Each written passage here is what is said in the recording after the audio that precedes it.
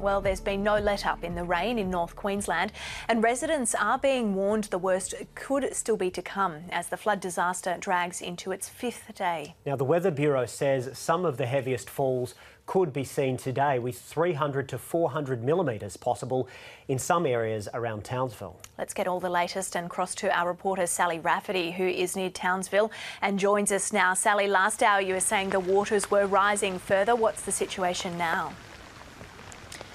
Good morning, Joe. And as I said, the waters were rising last hour and they are continuing to rise. We've seen some incredible scenes play out here.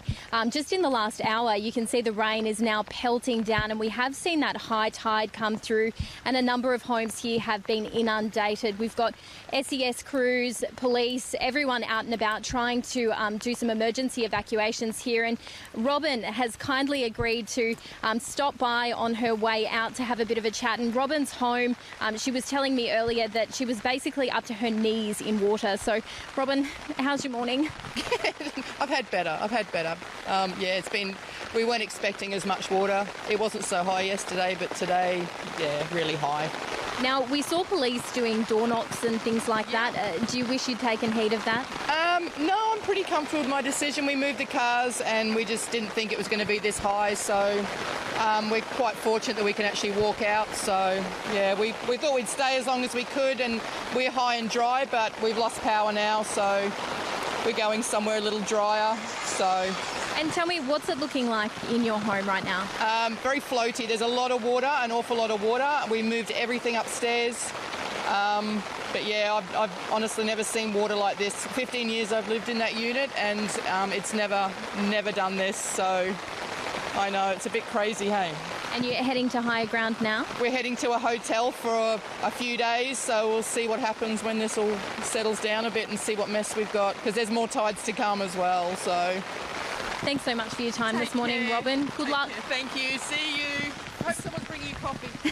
Thanks, Robin. That's just one of the multitude of stories we've heard here this morning. Plenty of people have been stranded by floodwaters, and some of the other residents we spoke to earlier today were saying they just wished they'd taken heed of the police advice. Police were in this area early this morning, door knocking, asking people to move to higher ground. But unfortunately, as a number of these homes are double story, a lot of people here seem to be under the impression that they will be fine. But this situation is rapidly changing, and SES crews, police, emergency services are all on very high alert. And I'm not too sure if you can still see behind me, we've got the SES flood rescue boat. Police had reports earlier today that a person had gone missing in the floodwaters, so they're currently trawling the water to try and find the person who has gone missing, and there'll no doubt be more stories like that to come. But I guess the incredible thing about North Queensland is that despite these extreme conditions, we do have incredible resilience here, and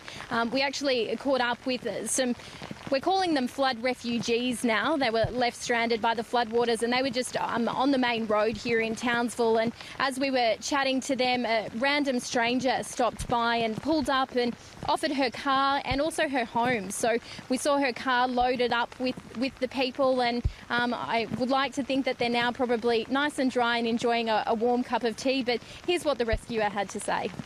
Well, I was going to the gym. I just got up and I thought, I might as well just go and do a bit of a workout, because, yeah, and then I saw these guys on the side of the road and can't not help them.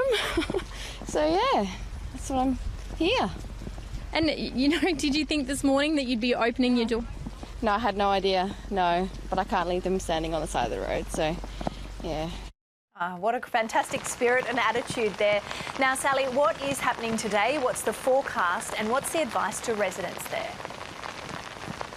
Well, as you can see, we are getting completely drenched. We've just had another really heavy drop of rain come down upon us now. And the message that authorities have been sending for the past few days is, please, if you can, stay indoors. Don't get out and about and try and check out the incredible scenes that we are seeing here. That's why we're here, so that they can stay inside and stay safe. And these communities here, like Rosslea, Noomba, Dahlia, they still are encouraging those people to head off off and seek higher ground. We know that there are some evacuation centres set up in town, and I understand that there are people heading that way now. If not there, then to motels. I think it's pretty tough to get a booking in Townsville today. I can imagine. Sally Rafferty, thanks for the update. We'll leave it there. And Sally herself is a trooper, been stuck out there in the rain all morning for us, bringing us the latest. So that's Hopefully someone Thank does you, bring Sally. her a coffee after all, I but know. I severely doubt it somehow. Yeah.